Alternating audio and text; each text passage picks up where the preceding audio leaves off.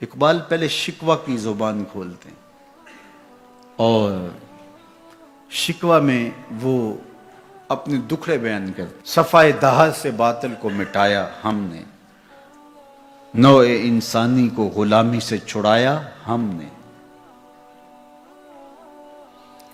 تیرے کعبے کو جبینوں سے بسایا ہم نے، تیرے قرآن کو سینوں سے لگایا ہم نے، پھر بھی ہم سے گلہ ہے کہ وفادار نہیں. ہم وفادار نہیں، تو بھی تو دلدار نہیں. لہجہ تلخ ہو گیا، فتویٰ متوجہ ہوا، لیکن جب جواب آیا تو سارا نشہ اتر گیا. لفظ وہی ہے، صرف صیغہ بدلتا ہے. پہلے تو کہا صفائے دہر سے باطل کو مٹایا ہم نے، رب سے شکوہ کر رہی ہے مشت خاک. اقبال کی زبان بول رہی ہے کہ ہم نے جنگیں لڑی، ہم نے پہاڑوں کے کلیجے چیرے، ہم نے سمندروں میں گھوڑے ڈال دیے، ہم نے تیرے دین کے لیے کیا کیا نہیں کیا. برستے تیروں میں ہم نے نمازیں نہیں ادا کی، ہم نے کربلائیں نہیں سجائیں، ہم نے کیا کچھ نہیں کیا، اور آج ہم ذلیل ہیں. 56-57 اسلامی ملک کو ذلت و رسوائی کا عالم. تو اقبال شکوہ گناہ ہوتا ہے. صفائے دہر سے باطل کو مٹایا ہم نے، نوع انسانی کو غلامی سے چھڑایا ہم نے، تیرے کعبے کو جبینوں سے بسایا ہم نے، تیرے قرآن کو سینوں سے لگایا ہم نے، پھر بھی ہم سے گلہ ہے کہ وفادار نہیں. ہم وفادار نہیں، تو بھی تو دلدار نہیں.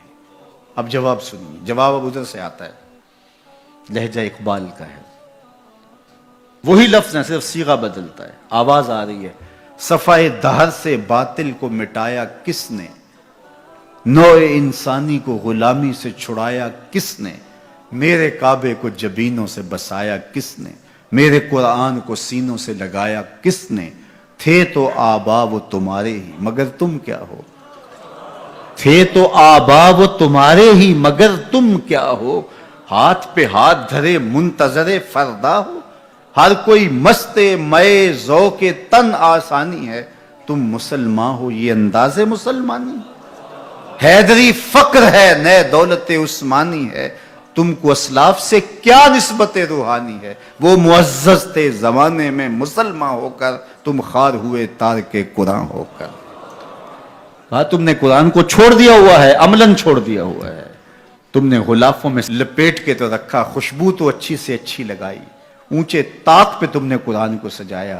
سچ بتاؤ کبھی کھول کے دیکھا، سچ بتاؤ کبھی قرآن سے پوچھا میں زندگی کیسے گزاروں. بھیڑ بن جائے مشکل بن جائے تو مشاورت کرتے پھرتے ہو، کبھی وکیلوں سے پوچھتے ہو، کبھی ماہرین سے پوچھتے ہو، کبھی کسی سے پوچھتے ہو بتاؤ میں کیا کروں، کبھی قرآن سے بھی پوچھا میں کیا کروں.